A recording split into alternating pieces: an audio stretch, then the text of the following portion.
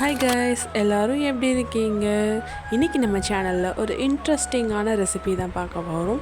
நம்ம பல type of biryanis, அப்புறம் சிக்கன், மட்டன் சொல்லிட்டு நிறைய வெரைட்டிஸ் நிறைய கடைகளில் ட்ரை பண்ணியிருப்போம். ஆனால் இந்த ஒரு ரெசிபியை மட்டும் நீங்கள் செஞ்சீங்கன்னா அடிக்கடி செய்வீங்க. ஓகே, வாங்க வீடியோக்குள்ளே போகலாம்.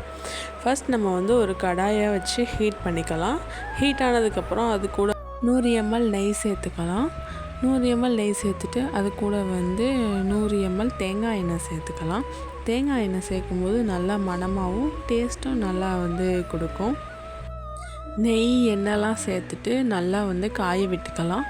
காஞ்சதுக்கப்புறம் அது கூட பட்டை, கிராம்பு, அன்னாசிப்பூ, ஏலக்காய் இதெல்லாம் சேர்த்துக்கலாம்.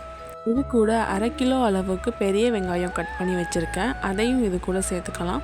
நம்ம இன்றைக்கி 3 கிலோ கறி அப்புறம் 3 கிலோ அரிசி சேர்த்து சமையல் பண்ண போகிறோம். அதனால நான் அதுக்கு தேவையான பொருள் எடுத்துருக்கேன். நீங்கள் கம்மியாக செய்கிறதுனா அளவு பார்த்து எடுத்துக்கோங்க. வெங்காயம் போட்டு நல்லா வதக்கி விட்டுக்கலாம். அது கூடவே ஒரு கைப்பிடி அளவுக்கு கருவேப்பிலை சேர்த்துக்கலாம். கருவேப்பிலை சேர்த்துட்டு ஒன்ஸ் நல்லா கிளறி விட்டுக்கோங்க. நம்ம பிரியாணி செய்யும்போது 1.5 கிலோ கறினா அதுக்கு 1 கிலோ அளவுக்கு ரைஸ் எடுப்போம். ஆனால் இந்த ரெசிபிக்கு அப்படி இல்லை, நம்ம கறியும் ரைஸும் ஈக்குவலாக எடுத்து தான் பண்ணணும். அப்போ தான் இந்த ரெசிபியே ஃபுல்ஃபில் ஆகும். இவ்வளோலாம் சொல்கிறா, ஆனால் இந்த ரெசிபியோட நேம் மட்டும் என்னன்னு சொல்லலேன்னு சொல்லிட்டு நிறைய பேர் எக்ஸைட்டடாக பார்த்துட்ருப்பீங்க. இந்த ரெசிபியோட நேம் மட்டன் கொழுங்குறை. இது எங்கள் ஊரில் ரொம்பவே ஃபேமஸான ரெசிபி. இந்த ரெசிபி பிரியாணியை விடவே ரொம்பவே டேஸ்ட்டாக இருக்கும். ஸோ நீங்கள் எல்லோரும் மறக்காமல் ட்ரை பண்ணுங்கள். ஓகே, இப்போ வெங்காயம், கருவேப்பிலை எல்லாம் நல்லா வதங்கினதுக்கப்புறம் 1/2 கிலோ அளவுக்கு தக்காளி சேர்த்துருக்கோம். தக்காளி சேர்த்துட்டு நல்லா வதக்கிக்கலாம். தக்காளி சேர்த்து வதக்கினதுக்கப்புறம் ஒரு 5 நம்பர் அளவுக்கு பச்சை மிளகாய் சேர்த்துக்கலாம். நான் சின்ன சைஸ்னால் 5 பச்சை மிளகாய் சேர்த்துருக்கேன்.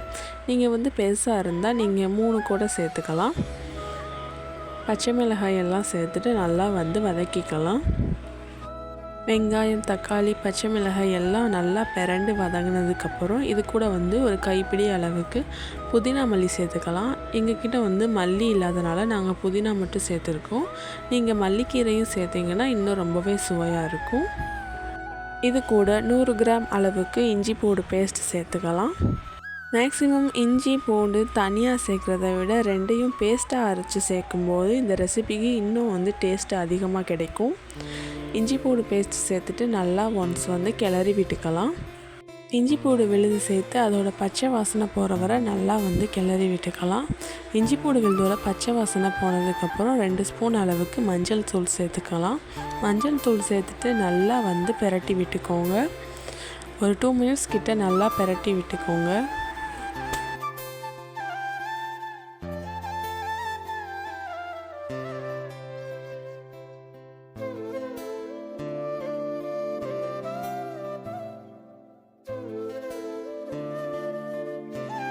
இது கூட 2 ஸ்பூன் அளவுக்கு மிளகாய்த்தூள் சேர்த்து நல்லா கிளறி விட்டுக்கலாம். மஞ்சள் தூள், மிளகாய்த்தூள் எல்லாம் சேர்ந்து நல்லா பிரண்டு வரட்டும். பிரண்டதுக்கப்புறம் இது கூட 1/2 லிட்டர் அளவுக்கு தயிர் சேர்த்துக்கலாம்.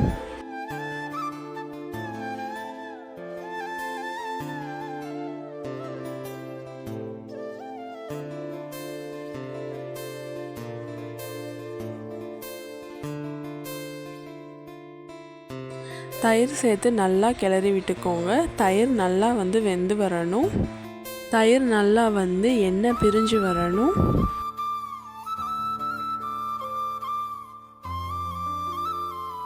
இந்த மாதிரி எண்ணெய் நல்லா பிரிஞ்சு வந்ததுக்கப்புறம் நம்ம க்ளீன் பண்ணி வச்சுருக்க மட்டனை இதோட ஆட் பண்ணிக்கலாம்.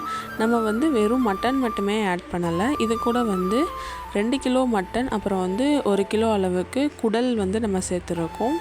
மட்டன் கொழுங்குறையை பொறுத்தளவு ட்ரெடிஷ்னலாக குடல் கறி அப்புறம் மட்டன் கறி இதெல்லாம் சேர்த்து தான் செய்வாங்க. கறி எல்லாம் சேர்த்துட்டு நம்ம பிரட்டி விட்டுக்கலாம். எல்லா கறி அப்புறம் குடல் எல்லாத்துலேயும் மசாலா நல்லா படுற அளவுக்கு பிரட்டி விட்டுக்கோங்க.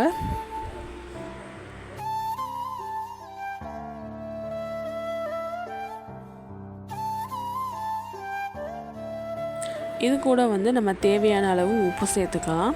நாங்கள் இன்றைக்கி கல் உப்பு சேர்த்துருக்கோம். நீங்கள் பொடி உப்பு கூட ஆட் பண்ணிக்கோங்க. உப்பு சேர்த்துட்டு நல்லா பிரட்டி விட்டுக்கலாம்.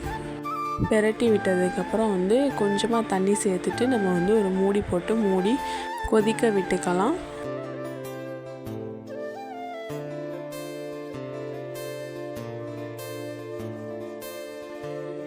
இந்த மாதிரி நல்லா கொதித்ததுக்கப்புறம் ஒரு தடவை வந்து நல்லா கிளறி விட்டுக்கோங்க. இது கூட சீரகம், கசகசா, மிளகு, பெருஞ்சீரகம் இதெல்லாம் சேர்த்து 250 கிராம் அதை பேஸ்ட்டாக அரைச்சி எடுத்து வச்சுருக்கேன். இப்போ வந்து நம்ம அதை தண்ணியில் கலந்து இது கூட சேர்த்துக்கலாம்.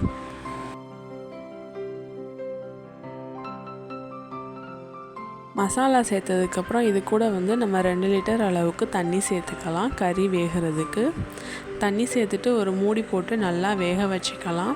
கறி நல்லா வெந்து வந்தால் தான் இந்த மட்டன் கொழுங்குறை ரொம்பவே சுவையாக இருக்கும்.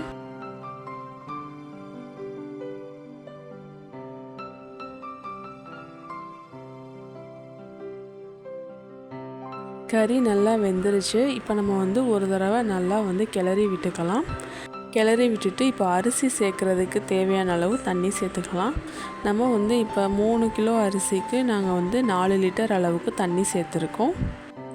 தண்ணி சேர்த்துட்டு ஒரு தடவை நல்லா கிளறி விட்டுக்கலாம். கிளறி விட்டுட்டு நம்ம வந்து சாதத்துக்கு தேவையான அளவு உப்பு சேர்த்துக்கலாம். உப்பு சேர்த்துட்டு ஒரு தடவை நல்லா வந்து மிக்ஸ் பண்ணி விட்டுக்கலாம். மிக்ஸ் பண்ணி விட்டுட்டு தண்ணி வந்து கொதி வரும்போது நம்ம அரிசி சேர்த்துக்கலாம். நம்ம வந்து இன்றைக்கி மட்டன் கொழுங்குறைக்கு சேர்த்துருக்கிறது கட்டை சம்பா அரிசி. கட்டை சம்பா அரிசி சேர்க்கும்போது தான் மட்டன் கொழுங்குறை ரொம்பவே சுவையாக இருக்கும். அரிசி சேர்த்துட்டு ஒரு தடவை நல்லா கிளறி விட்டுட்டு மூடி போட்டு மூடி நல்லா வேக விட்டுக்கலாம். சாதம் அரைப்பதமாக வெந்ததுக்கப்புறம் நம்ம வந்து முந்திரி பருப்பு, தேங்காய் சேர்த்து அரைச்ச பேஸ்ட்டு சேர்த்துக்கலாம். தேங்காய் வந்து நம்ம இதுக்கு 2 தேங்காய் எடுத்திருக்கோம். இது கூட வந்து 200 கிராம் முந்திரி பருப்பு எடுத்திருக்கோம். இதை வந்து நல்லா பொன்னிறமாக வறுத்து இதை அரைச்சி நம்ம வந்து சேர்த்துக்கலாம். கெட்டியான பேஸ்ட்டாக அரைச்சிடக்கூடாது. கொஞ்சம் மீடியமாக தண்ணியான பதத்துக்கு இருக்கிற மாதிரியே தான் அரைச்சிக்கணும். அரைச்சிட்டு நம்ம இதை சாதத்தில் சேர்த்து நல்லா ஒரு தடவை மிக்ஸ் பண்ணி விட்டுக்கலாம். மிக்ஸ் பண்ணிவிட்டு இப்போ நம்ம வந்து மூடி போட்டு மூடி நல்லா கொதிக்க விட்டுக்கலாம். எல்லாம் சேர்த்துட்டு சாதம் வந்து வேக வைக்கும்போது மீடியம் ஃப்ளேமில் வச்சிடணும். அப்போ தான் வந்து சாதம் வந்து அடிப்பிடிக்காமல் வரும். தண்ணி எல்லாம் வற்றி சாதம் வந்து முக்கால் பதமாக வெந்ததுக்கப்புறம் ஒரு தடவை நல்லா கிளறி விட்டுக்கலாம். கிளறி விட்டதுக்கப்புறம் நம்ம வந்து மூடி போட்டு மூடி நம்ம தம்மில் போட்டுடலாம். இந்த மாதிரி கங்கு எல்லாம் அமர்ந்ததுக்கப்புறம் நம்ம வந்து ரைஸ் ஓப்பன் பண்ணி பார்க்கலாம். பாருங்கள், நல்லா வெந்துருச்சு. இப்போ வந்து நம்ம ஒரு கரண்டி வச்சு நல்லா அதை வந்து கிளறி விட்டுக்கலாம். அவ்வளோதான், நம்மளோட சுவையான மட்டன் கொழுங்குறை ரெடி ஆகிடுச்சு. நீங்களும் இது மாதிரி ட்ரை பண்ணி பாருங்கள். மறக்காமல் டேஸ்ட் எப்படி இருந்துச்சுன்னு சொல்லிவிட்டு கமெண்டில் சொல்லுங்கள். தேங்க்யூ.